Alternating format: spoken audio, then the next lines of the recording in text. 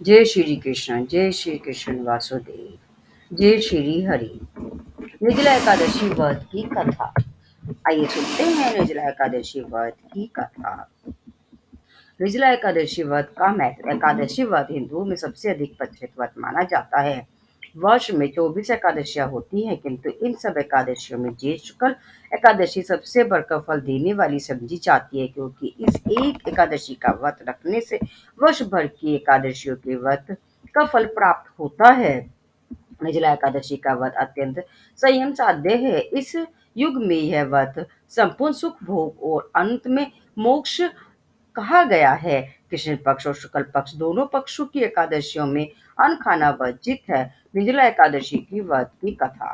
निर्जला एकादशी व्रत का पौराणिक महत्व और व्याख्यान भी कम रोचक नहीं है। जब स्वर्ग वेद वेद व्यास ने पांडवों को चारों पुरुषार्थ धर्म अर्थ काम और मोक्ष देने वाली एकादशी व्रत का संकल्प कराया था, तब युधिष्ठिर ने कहा, जनार्दन, ज्येष्ठ मास के शुक्ल पक्ष में जो एकादशी पड़ती हो, कृपया उसका वर्णन कीजिए। भगवान श्री कृष्ण ने कहा, हे राजन, इसका वर्णन परम धर्मात्मा सत्यवती नंदन व्यास जी करेंगे, क्योंकि ये संपूर्ण शास्त्रों के तत्वज्ञ और वेद वेदांतों के पारंगत विद्वान हैं। तब वेद व्यास जी कहने लगे, कृष्ण पक्ष और शुक्ल पक्ष दोनों पक्षों की एकादशी में अन्न खाना वर्जित है। द्वादशी के दिन स्नान करके पवित्र हो और फूलों से भगवान केशव की पूजा करें।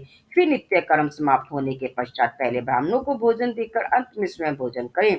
यह सुनकर भीमसेन बोले, परम बुद्धिमान पितामह, मेरी उत्तम बात सुनिए। राजा युधिष्ठिर, माता कुंती, द्रौपदी, अर्जुन, नकुल और सहदेव ये एकादशी को कभी भोजन नहीं करते तथा मुझे भी हमेशा यही कहते हैं कि भीमसेन, एकादशी को तुम भी ना खाया करो। परंतु मैं उन लोगों से ये कहता हूँ कि मुझसे भूख नहीं सही जाती। भीमसेन की बात सुनकर व्यास जी ने कहा, यदि तुम नरक को दूषित समझते हो और तुम्हें स्वर्गलोक की प्राप्ति अभिष्ट है और तो दोनों पक्षों की एकादशियों के दिन भोजन नहीं करना चाहिए। भीमसेन बोले, माँ बुद्धिमान पितामह, मैं आपके सामने सच कहता हूँ, मुझसे एक बार भोजन करके भी व्रत नहीं किया जा सकता, तो फिर उपवास करके मैं कैसे रह सकता हूँ। मेरे उदर में वृक नामक अग्नि सदा प्रचलित रहती है, अतः जब मैं बहुत अधिक खाता हूँ तभी यह शांत होती है। इसलिए मुनि, मैं पूरे वर्ष भर में केवल एक ही उपवास कर सकता हूँ, जिससे स्वर्ग की प्राप्ति सुलभ हो तथा जिसके करने से मैं कल्याण का भागी हो सकूं।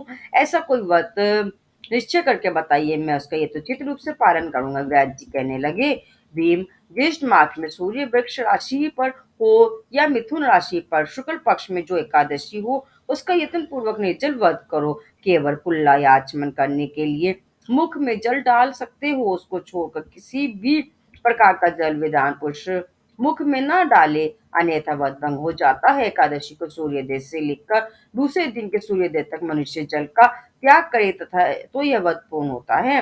तदनंतर द्वादशी को प्रभात बेला में स्नान करके ब्राह्मणों को विधि पूर्वक जल और स्वर्ण का दान करे। इस प्रकार सब कार्य पूरा करके जितेंद्रिय पुरुष ब्राह्मणों के साथ भोजन करे।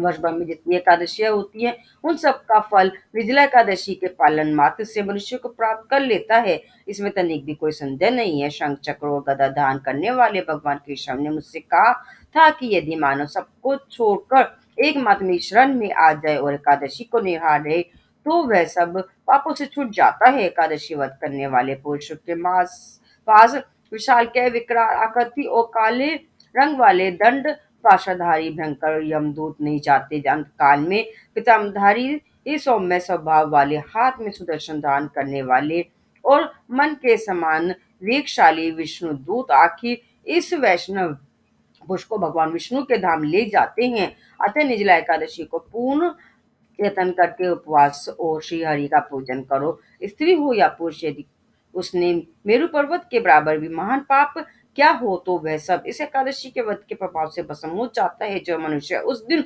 अ, जल के नियम का पालन करता है, वह पुण्य का भागी होता है। उसे एक एक प्रहर में कोटि कोटि स्वर्ण मुद्रा दान करने वाले का फल प्राप्त होता सुना गया है। मनुष्य निर्जला एकादशी के दिन स्नान, दान, जप, होम आदि जो कुछ भी करता है, वह सब अक्षय होता है।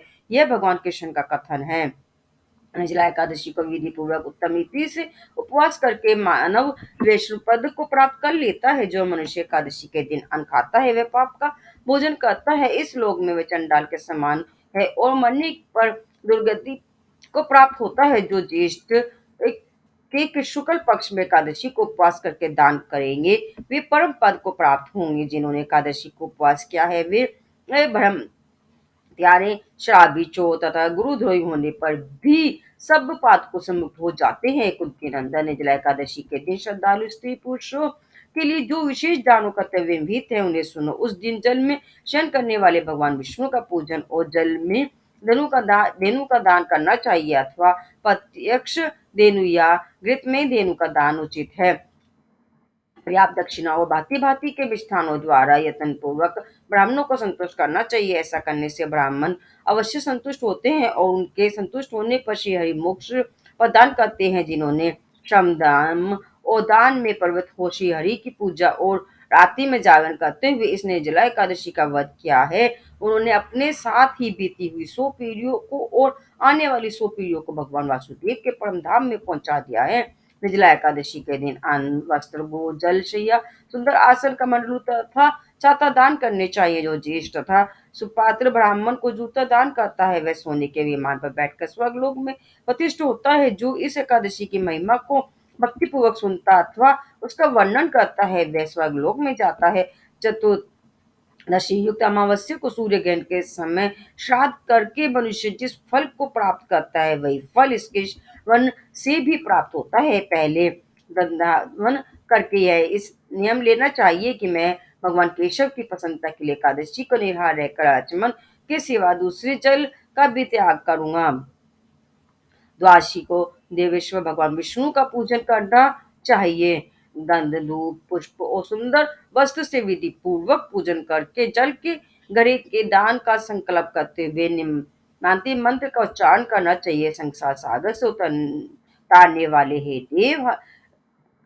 हे केशव, इस जल के घड़े का दान करने से आप मुझे परम गति की प्राप्ति कराइए। भीमसेन, ज्येष्ठ मास में शुक्ल पक्ष की जो शुभ एकादशी होती है, उसका निर्जल व्रत करना चाहिए। उस दिन श्रेष्ठ ब्राह्मणों को शक्कर के साथ जल के घड़े दान करने चाहिए। ऐसा करने से मनुष्य भगवान विष्णु के समीप पहुंचकर आनंद का अनुभव करता है।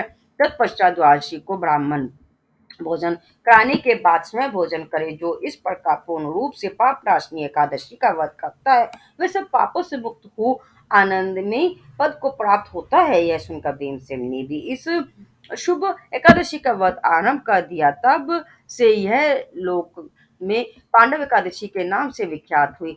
ज्येष्ठ शुक्ल पक्ष एकादशी के ही दिन भगवान श्री कृष्ण ने देवी रुक्मणी का हरण किया था, अतः यह एकादशी रुक्मणी हरण एकादशी के नाम से भी जानी जाती है।